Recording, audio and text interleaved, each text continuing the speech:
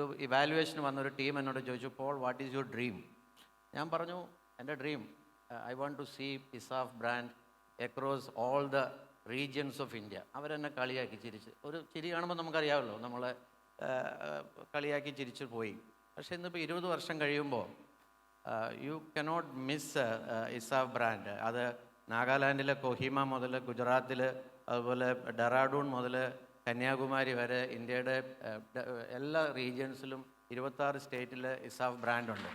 ജ്യോതിലാഷ് തുടങ്ങിയത്, ഉജാല തുടങ്ങിയത് തന്നെ ഒരു ടൈനി ഇൻഡസ്ട്രീസ് എന്നുള്ള നിലയ്ക്ക് 5 ആൾക്കാർ വെച്ചിട്ട് 5,000 രൂപ മുടക്കും മുതൽ 5 ആൾക്കാർ 5 സെയിൽസ് അങ്ങനെ തുടങ്ങിയതാണ്. താങ്കൾ സൂചിപ്പിച്ച പോലെ പലരും ആദ്യമായിട്ട് ക്യാമറയുടെ മുമ്പിൽ വന്നത് ഒരുപക്ഷെ മെഡിമിക്സിന്റെ പരസ്യത്തിലൂടെ ആയിരിക്കും. തൃഷയുണ്ട്, വിദ്യാബാലനുണ്ട്, ആ കാലത്തുള്ള മലയാളത്തിൽ തന്നെ രോഹിണി, അങ്ങനെ കുറേ പേരുണ്ട്. എത്രയോ ആളുകൾ നമ്മുടെ പരസ്യത്തിലൂടെ പിന്നീട് വന്നിട്ടുണ്ട്.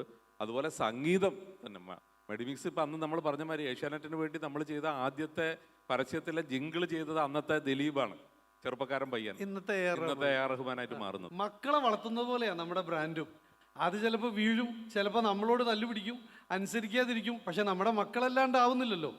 ആ മകനെയോ മകളെയോ വളർത്തുന്ന പാഷനോട് കൂടി വേണം നമ്മൾ ബ്രാൻഡിനെ വളർത്തുവാനായിട്ട്.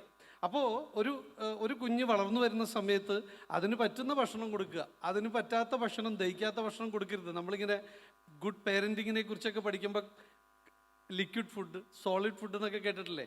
അതേപോലെ ബ്രാൻഡിൻ്റെ വളർച്ചയിൽ നമുക്ക് ആവശ്യമുള്ളത് മാത്രമേ ഈ ബ്രാൻഡിന് കൊടുക്കാവൂ.